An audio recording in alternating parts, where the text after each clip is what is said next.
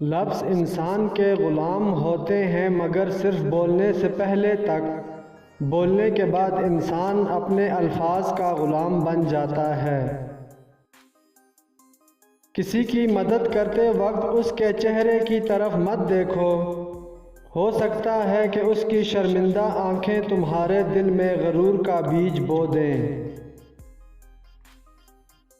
محبت کا اظہار تب ہی کرو جب اسے نبھا سکو، بعد میں مجبوریوں کا سہارا لے کر کسی کو چھوڑ دینا وفاداری نہیں ہوتی۔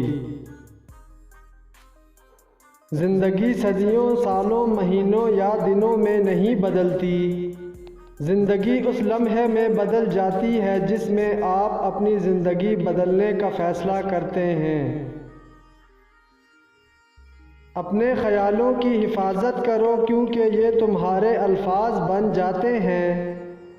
اپنے الفاظ کی حفاظت کرو کیونکہ یہ تمہارے اعمال بن جاتے ہیں، اور اپنے کردار کی حفاظت کرو کیونکہ یہ تمہاری پہچان بن جاتے ہیں۔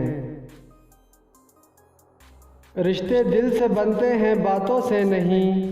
کچھ لوگ بہت باتوں کے بعد بھی اپنے نہیں ہوتے اور کچھ خاموشی سے اپنے ہو جاتے ہیں۔ ہم رہتے تو ایک ہی دنیا میں ہیں، لیکن سب کی دنیا الگ الگ ہے۔ عبادت کی کثرت پر غرور نہ کرو، کیونکہ زیادہ عبادت کے باوجود ابلیس کا کیا حال ہوا۔ گناہ کے گناہ ہونے کی اس سے بڑی دلیل اور کیا ہو سکتی ہے کہ اسے چھپ کر کرنا پڑتا ہے۔ ہر بات دل سے لگاؤ گے تو روتے رہ جاؤ گے۔ جو جیسا ہے اس کے ساتھ ویسا بننا سیکھو۔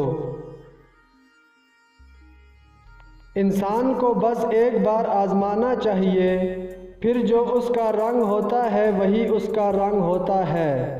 اس کے بعد وہ آپ کو نہیں، آپ خود کو دھوکہ دیتے ہیں۔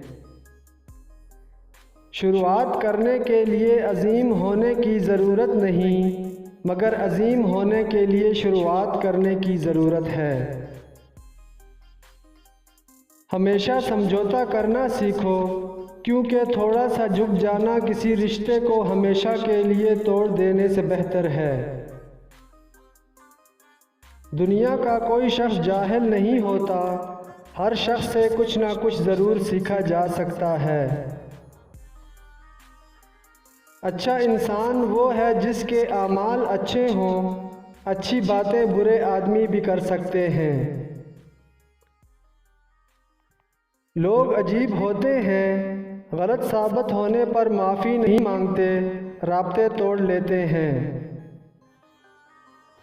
حضرت علی نے فرمایا، کبھی کسی کو دکھ مت دو، کیونکہ معافی مانگ لینے پر بھی دل میں درد باقی رہتا ہے، جس طرح دیوار میں سے کیل نکالنے پر سوراخ باقی رہتا ہے۔